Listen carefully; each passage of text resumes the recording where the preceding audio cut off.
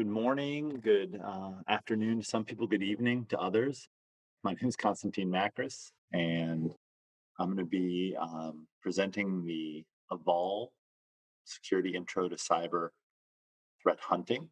Right now, I'm looking at the participant list, and it looks like we have 32 attendees, so that's amazing. Really excited to spend the next couple hours with you guys. As you can see, we have a Zoom webinar platform. So this provides a couple means of communicating back and forth.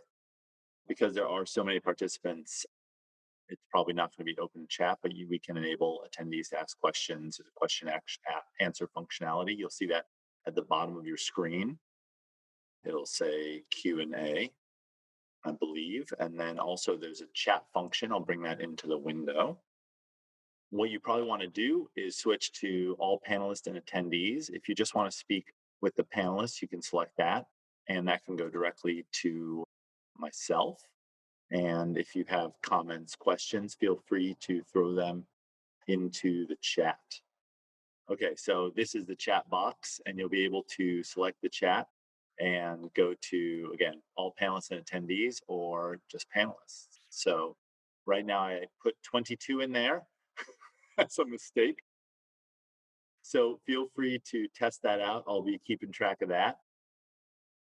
I looked over the roster of people that were joining, and I'm so impressed and humbled with the attendees here. I'm excited to take the opportunity to talk a little bit about threat hunting, as well as to learn from what all the professionals in this room are doing. I think that as a basis,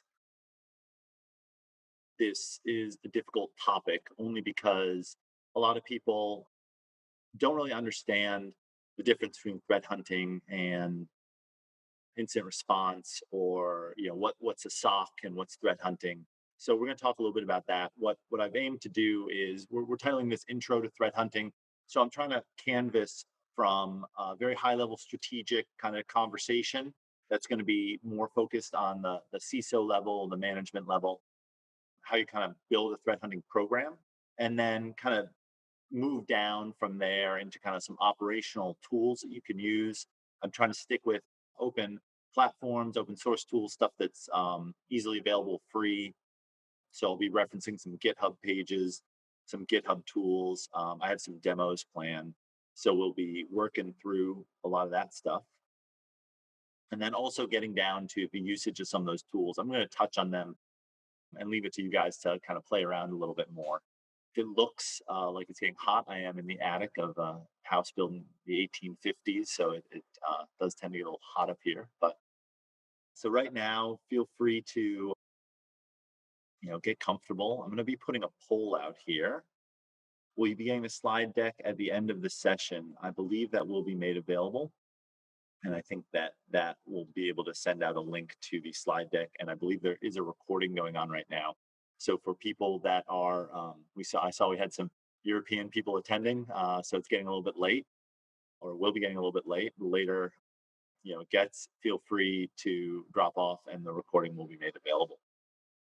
Thank you for the question, and that seems to be working well. On the same note, I'm launching a poll that allows people to pretty much give me an idea of what level you guys are at. If you're hands-on keyboard, tactical, practitioner, if you're somewhere that's working, management strategy, or you're somewhere in the middle. See some replies coming in here. So I'm not sure if this is live for you guys, but I can pull it up here and we can see.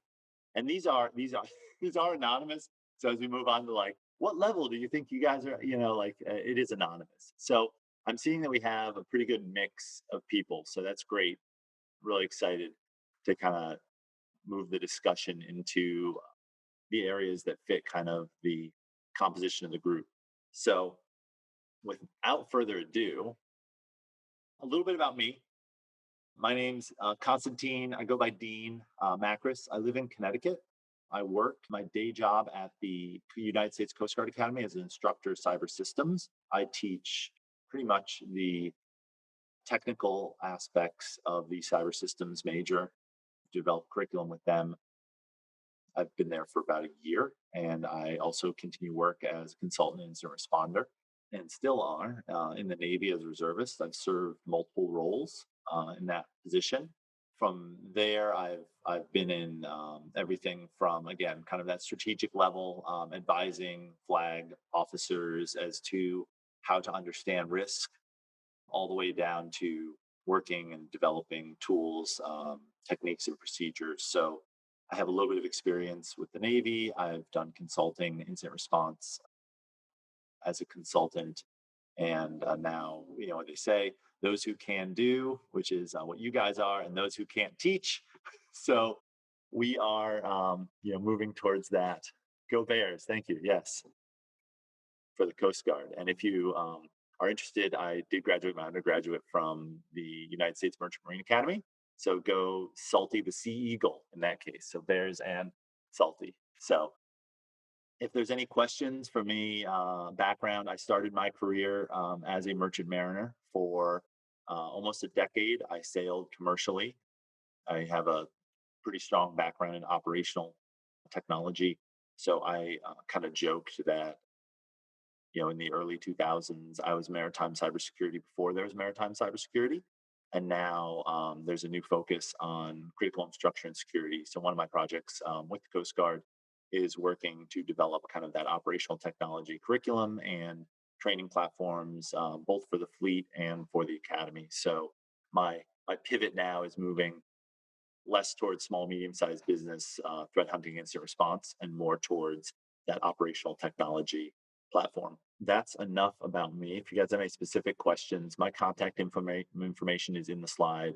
There's not too many Constantine Macroses, so you should be able to find me. Feel free to reach out.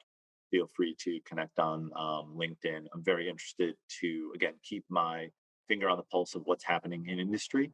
I feel like that's something that makes me useful. That is I guess a good background on me. I live a pretty boring life here in little podunk town in Connecticut.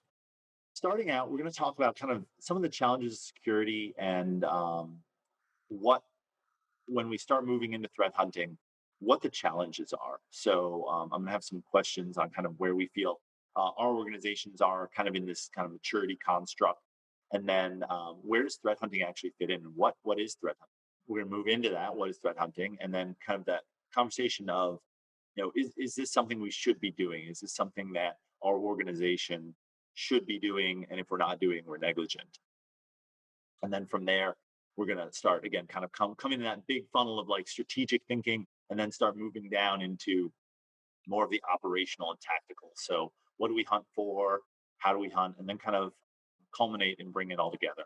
So starting the conversation as to kind of security challenges, I think this is, we know as security professionals that there's just a plethora of challenges that we meet every day. A lot of people are coming in just looking kind of from the registrant list in various different roles. A lot of people are coming from the background of information technology. Some people are coming from the business side of things, and security. Since I've been involved, has been very much kind of a pack of strays based on the culture of the community as well as kind of all of our backgrounds. So the challenges that we face are different for every organization. I've never come into an organization and seen the same challenges. A lot of things are similar, like a lot of the mistakes that we make are the same across the board. A lot of the challenges we're facing are the same, but the specifics of implementation and needs and tool chains and such are very much different from organization to organization, even within the same industries. So as you change sizes, a small organization, you have lower technology needs. Maybe you outsource that with an MSP. As you get to kind of the larger organizations, you start developing kind of your in-house teams. So not only in-house IT teams, but in-house security teams. As you get to large organizations, I saw there's some very large organizations that people are representing here. You start, going to the point where you have built out teams and you get more mature. And I think as the landscape is changing now, we're going to talk a little bit about threat intelligence later, but you'll see that the targets are moving to become smaller and smaller and more technical and more technical. So like the low hanging fruit, the high value items are getting more difficult. So as we see, it starts trickling down, kind of trickle down theory of economics could be then the same applied to cybersecurity, as the more initially vulnerable targets and high value targets are getting more and more secure, then the adversaries are pivoting, and eventually we're going to start seeing more and more individual attacks on individuals specifically. It's only a matter of time before we kind of start seeing that. Our technology stack, real quick, I'm going to talk about that.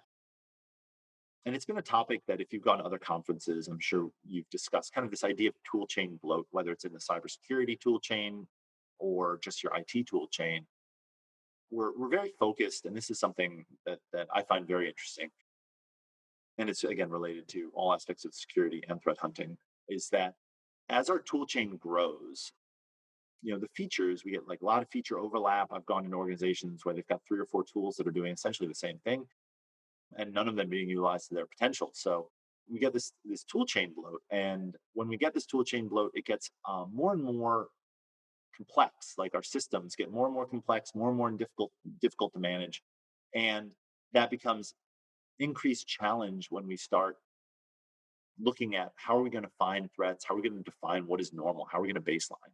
So I've kind of coined this idea of technology debt futures, kind of like stock futures. Well, it's kind of the idea that when you're purchasing technology, you need to focus not on the features and the security that they have now, but pretty much the exit strategy you're going to have when you have to move from that. And it may seem a little bit strange at first to kind of think of like why would we focus on how we're going to get out of this platform, we're getting into this platform. But a lot of times I've seen large organizations. I worked for a large defense contractor for a number of years, and a lot of the answers I got is like, we can't get off that. Like that it's 30 years old, we get it, but like, and there's no way we can secure it. We're trying to mitigate things as best we can, but it's very difficult if we don't plan for this. So I can share the results of this poll, and now I think I want to go to a new poll. I just got to figure out how to do this. I'm putting a new poll out, relaunch polling. What I'm wondering is this something like the idea of tracking complexity and tracking tool chain bloat? Is that something that you're actively managing? Is that something that's like a reality nowadays? This is pretty much for my own information. Security? We don't need no stinking security. Yes. Who answered that? It's great. Thank you, someone, for doing that. So again, a lot of people are tracking. That's great. And going down the list of registrants, I saw that it seemed that we do have some people that are coming from programs that are relatively mature, and that's great news. And 10 years ago, a lot of these questions, like it's like we don't have tools, let alone like tool chain bloat, let alone managing the security of our tool chain.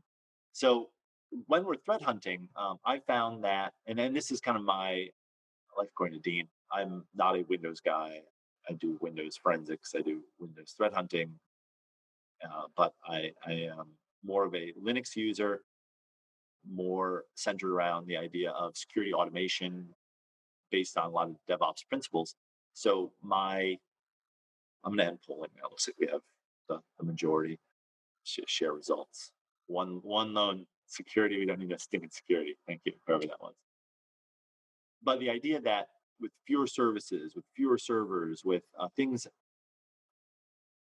systems that are more simple, symbols that are less complex, it tends to be a lot easier to secure. That's easier said than done, clearly. Walking into 30-year-old IT systems and trying to tell accounting that they can't use, their Microsoft Access databases with macros anymore. I've been in that position too. But the more we can move to sustainable technology that we can, properly document and understand, the easier it makes the threat hunting job. I think that's kind of the salient point here, is that as we simplify, we enable the ability to hear what we wouldn't be able to hear before. Again, you can only really, hear quiet things when you are quiet yourself. So the quieter you can make the area, kind of like stargazing, like the darker. If you go find some place that's got 500 miles away from civilization and it's just pitch black, you're going to see a lot more than if you try stargazing in the middle of New York City, with the full moon or something. So the idea is that we're going to try to, in my world, when I go to organizations, I try to get people to understand that we're going to have to add features, we're going to have to add Zoom, move to all of these different platforms and add all this new technology that's going to increase productivity. But at a certain point, we also need to look at that nexus of, complexity versus productivity. And it's not just cost. So we look at cost as kind of like the way we evaluate new software lifetime cost of getting off of it. But I look at instead of cost, I look at kind of the increase of productivity. And if we keep that business, and this is going to be a recurring theme of threat hunting and technology, if we keep business at the heart of what we're doing, if we maintain that security and technology is an enabling, it's a business enabler. It's not a necessarily as most companies look at a cost center. It's a business enabler. It enables your ability to leverage increased productivity. And with increased productivity and those features, you have risk. And when you manage risk, you can then move that conversation from, oh, we need a new widget, to this is how we're going to manage it. This is how we're going to simplify. This is our long-term plan. There's a good Harvard Business Review article on Bank of America from years ago and how they moved to kind of bring all of their technology systems into one umbrella. And it's a good read. It's one that I've kind of used as a foundational document on kind of how to move forward to get rid of a lot of this technology debt we've acquired over the years and create a good plan for how to do that. Are there any questions? Again, I haven't used the question answer feature here. If we do have questions, please put them into the Q&A, and then also feel free to put it in the chat. Let us know how we're doing here. So in addition to the bad click art or whatever we're going to call it, this is something that pretty much is said every time. Like, security is not just, it's not a technology problem, it's a people problem, and people are the solution. I like to think that there's a thing that we can buy that can solve all of our security problems, but in reality it isn't. Every tool that's out there, like there are pay tools and free tools that are able to solve a lot of problems, but if not properly implemented, if not properly cared for and fed, they are just another thing in your tool chain. I like to think of it as there's a book program called Humble Bundle. It's for video games and books, and I have some problem, and my wife has identified it, where I will just see the books and I'll just buy them, right? And it's like buying the new shiny widget, right? And just having them in my library is great, but the only use I'm going to get out of those books is if I actually read them. So now I've got more books I could read in a lifetime that I bought from Humble Bundle, and I just keep, it's really sickness. I just keep doing it. I just keep, sure, Humble Bundle, here's that. It's for charity, so like you guys should check it out. The point is that as you start developing a lot of these tools, you need to take that holistic approach, because again, if we take away nothing, the quieter things are, the more you'll be able to hear. So it's important when we're talking about adversaries that what we want to do is we want to make their life difficult. Doing that, we understand our environment, we understand how our technology works. We're able to essentially collect the data. It becomes a person problem. It also becomes like a data problem if you think of it. You get lots and lots of everything's developing noise, right? Everything's developing logs. Everything has alarms. Everything has some sort of poem of things you have to do to it to get it to where you want it to be. You're getting a lot of data. You've got very few people, and I guess get my salient point for everyone here. I'm preaching to the choir is invest in yourselves, invest in your people, because people are going to be the ones that are going to be the ones to solve these problems. It's not going to be a box you can buy. It's not going to be some Palo Alto firewall that everyone should be patching right now. If you've got Palo Alto firewall, you haven't patched it, that's vulnerable. You should go be doing that. But anyway, yeah, the idea is that we wear lots of hats, and that pulls us in a lot of different directions. And where I'm going with this is that if you're, and then you'll find on the next slide, spoiler alert, if you're not doing all the basic cyber hygiene stuff right, then this discussion of threat hunting is going to be interesting, but it's going to be like Michelangelo sending, someone to the moon.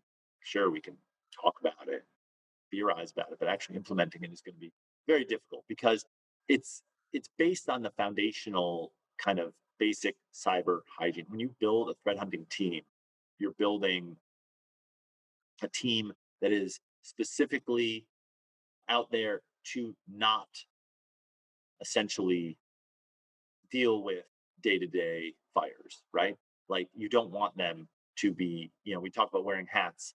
I've been brought in as a, security engineer or, advisor to a security team, and I'll be going and doing Linux system administration because no one else can do it. And in reality, that's not the best. Like that's not the hat I should be helping them with. That's not the help. That's the hat I have to wear, maybe in that current situation.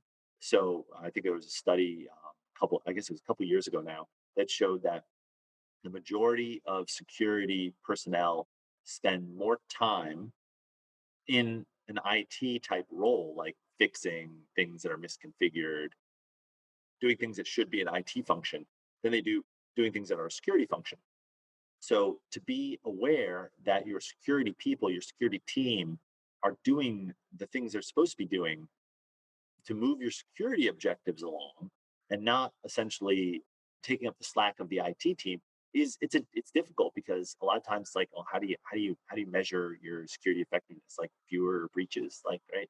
And for a huge system, you can measure those things, right? For smaller systems, it's very hard. It's like, well, you go to the NIST pubs and you talk about like, our risk, and we measure it over incidents over X number of times. And if you're not getting these incidents, if you're not documenting these incidents, if you don't have a mature system, it's very hard to understand risk if you're taking it in this very myopic view. And it's difficult because we're not getting the kind of data from small medium sized businesses other than kind of the threat reports that we'll be talking about later. So real quick, I think, do I have a okay, so I have a CIS maturity.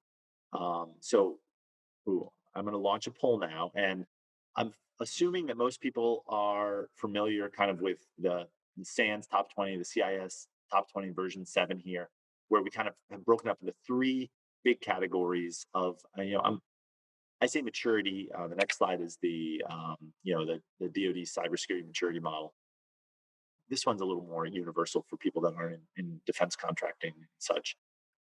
But I guess I'm going to launch the poll that says like, if you're familiar with this, answer kind of where you feel your organization is in relation to, and I think this is anonymous, so that won't be discussed. So we've got people that are 15 to 20, which we're kind of in this range right here, moving towards the organizational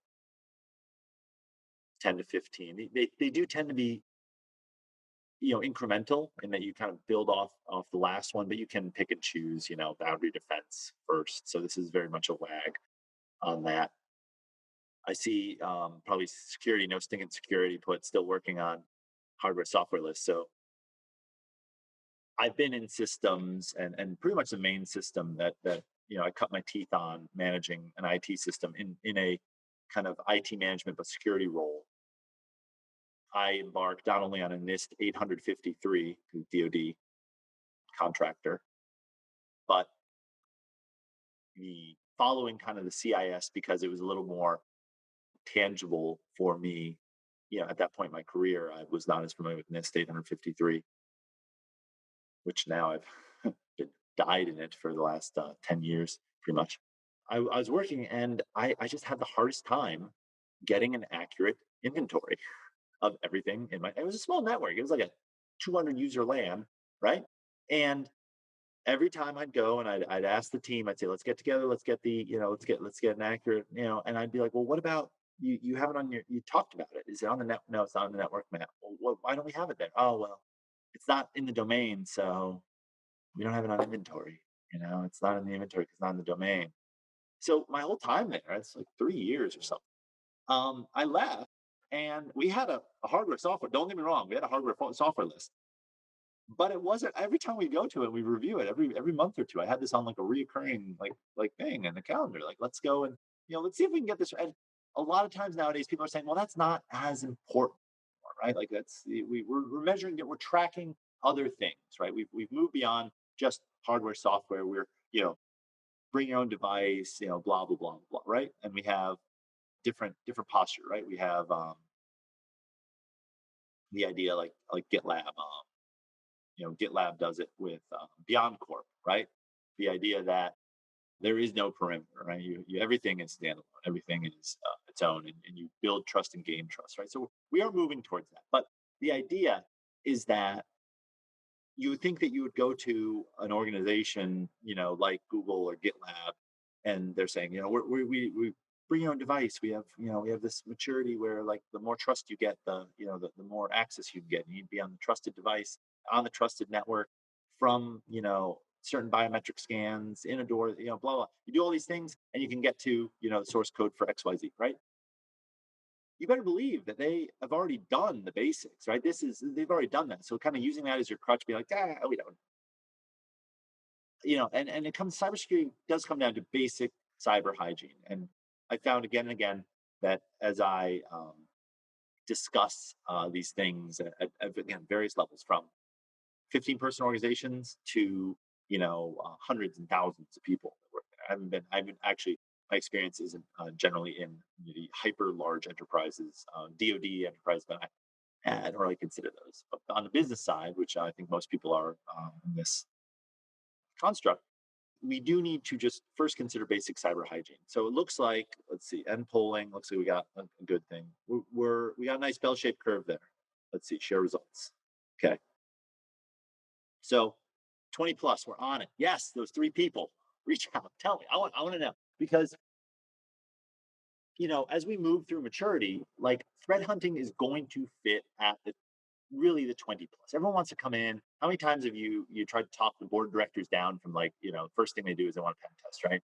And you're saying, well, I could use money for vuln management, like, we could do a pen test, but I always tell people the pen test should be telling you what you already know, right? It should be very, very specific, in the sense that it's going to be a targeted, very specific test. Any pen testers I know, if you just say, pen test this thing, right? Well, what are the parameters?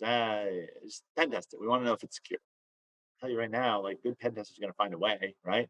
And you got to talk about scope, right? Like, are you going to walk in with a boiler suit and a ladder and a clipboard? It's like you'd be surprised. I was just on a phone call before. I was like, you think I can't get a widget onto a? We were talking about commercial ships.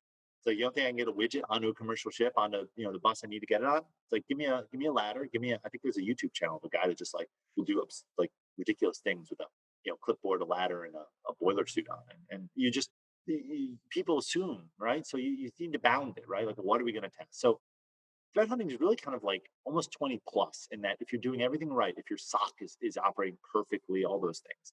So thank you guys for responding to that.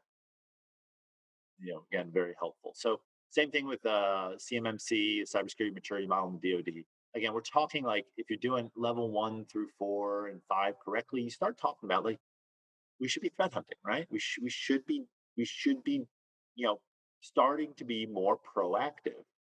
The simplest way I talk about threat hunting is that we're looking for what we as a community don't already know, right? Like, your SOC is finding all the things we already know, right? And they have a chance of identifying things that we don't know. Whereas your threat hunting team is going to be finding things that we don't know yet, right? We as a community, when I say we, not we as an organization, not we internally, we as a community of security professionals, right? From your Carbon Blacks to your CrowdStrikes to your MITREs to your all of those, your CISAs, right? Government agencies. So as the beginning, as I lead it, right? Find the threat, right? Like, this is it's almost like it's a trick question here. What do we see? Or we can use chat, or if someone wants to speak up, what do we see here? Where are we? Let's get our bearings. No, no one. Am I missing something? Let's see. Oh wait, here we go. Times Square. Michael's like on it. Thank you, Michael. So we are in Times Square in New York City. Probably looks a little bit different now. with coronavirus. But I lived in New York for a number of years, sailed out of a ship in New York. So this is kind of near and dear to my heart. So what do we know? Where's the threat? We could say everyone here could be a threat. We're talking about, the idea that, we're using this analogy of physical security, right?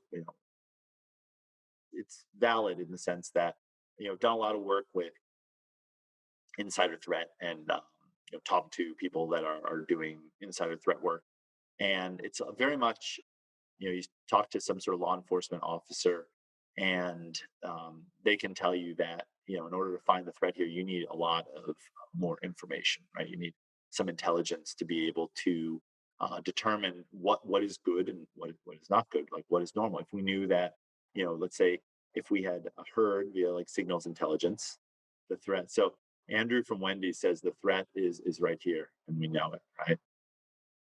That's He's from Wendy, so love it, love it. Thanks, Andrew.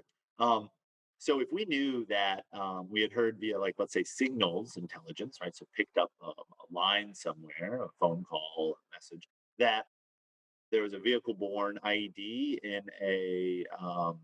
on a flatbed truck, and the target was Times Square, then we'd be able to very quickly identify, you know, that's a threat. We know what to look for, right? But we're not always going to have, not always going to have like the smoking gun that's going to tell us what to look for, right? If it were that easy, what we do is we take more of a probabilistic approach to threat hunting, in the sense that we know that most people are not threats. We know what kind of the tendencies of people that are, and then we can kind of start narrowing our search based on an idea.